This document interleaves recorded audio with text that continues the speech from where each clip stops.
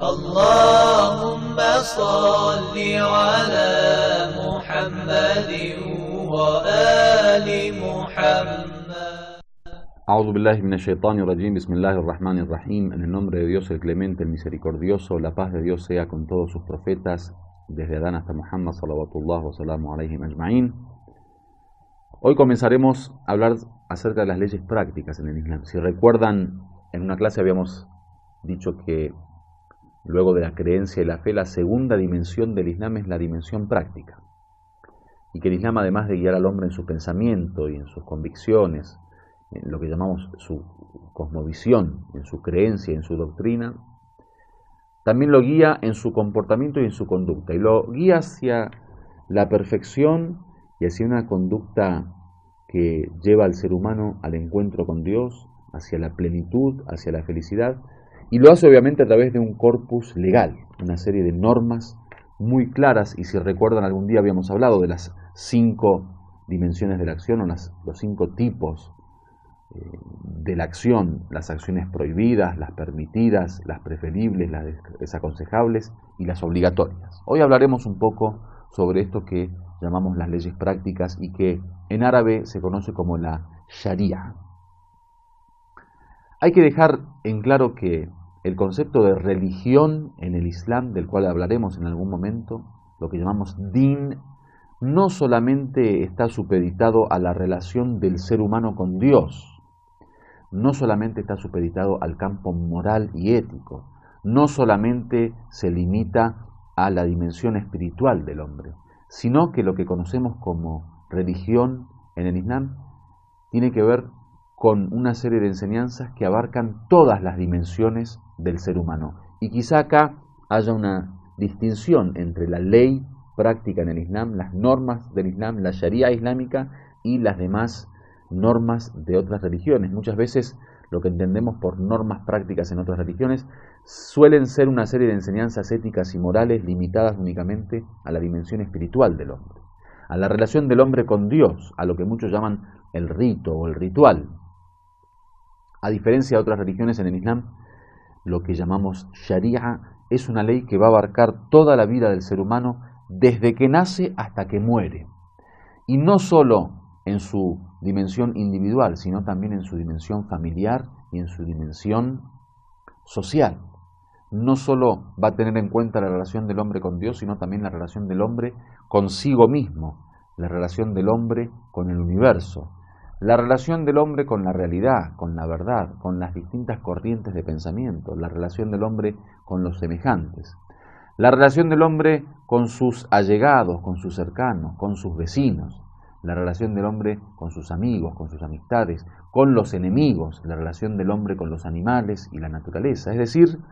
una serie de leyes que van a abarcar todos los movimientos prácticos y toda la conducta del ser humano en todas sus fases y en todas sus dimensiones.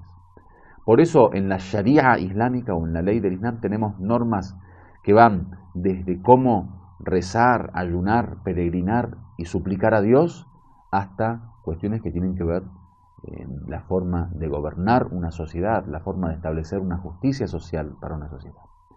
Normas que tienen que ver con la higiene, normas que tienen que ver con la alimentación, normas que tienen que ver con el cuidado y la protección de los animales, normas que tienen que ver con el matrimonio y la familia, normas que tienen que ver con la enseñanza, con la educación, normas que tienen que ver con el protocolo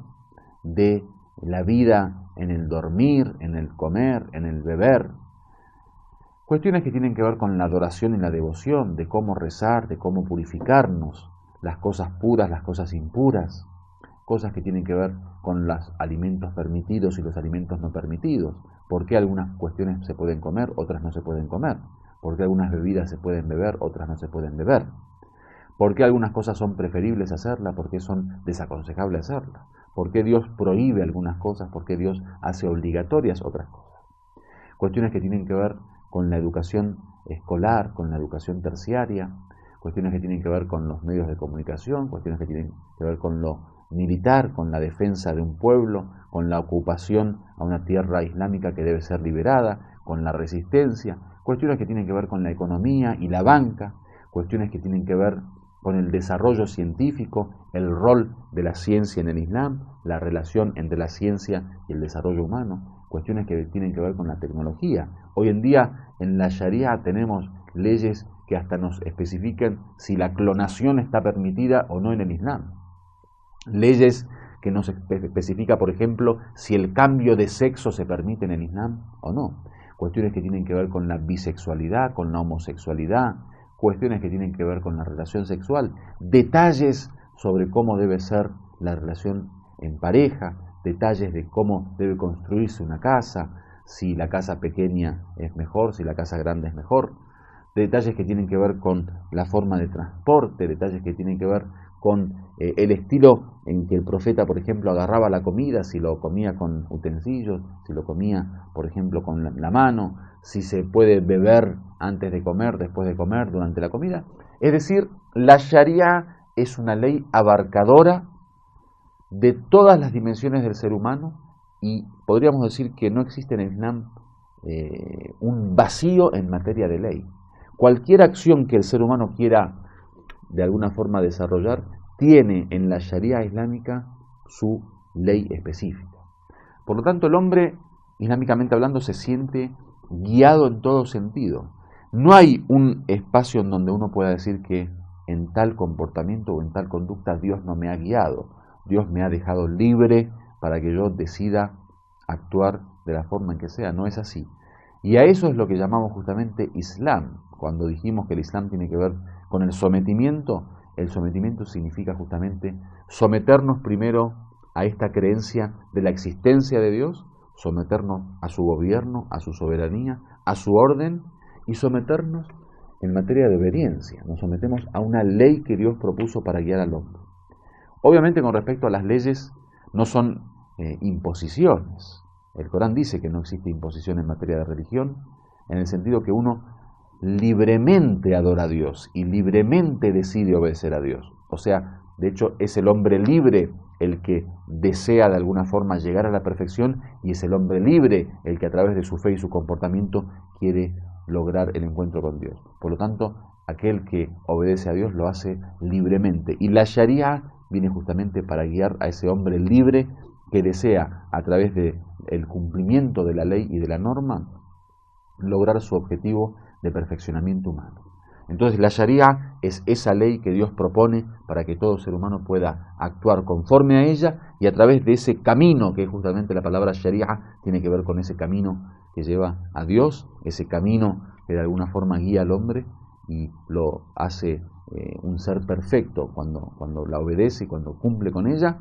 Es esa Sharia la que nosotros consideramos una de las fuentes fundamentales de inspiración para lograr la perfección. Por eso el cumplimiento de la Sharia, el cumplimiento de la ley y de la norma es fundamental al momento de querer creernos musulmanes, lo que en árabe llaman muslim, el hombre sometido a la ley de Dios, el hombre libre que decide a través de su libertad proponer un camino de práctica y obediencia basado en la Sharia. En la próxima clase continuaremos profundizando más sobre el tema de la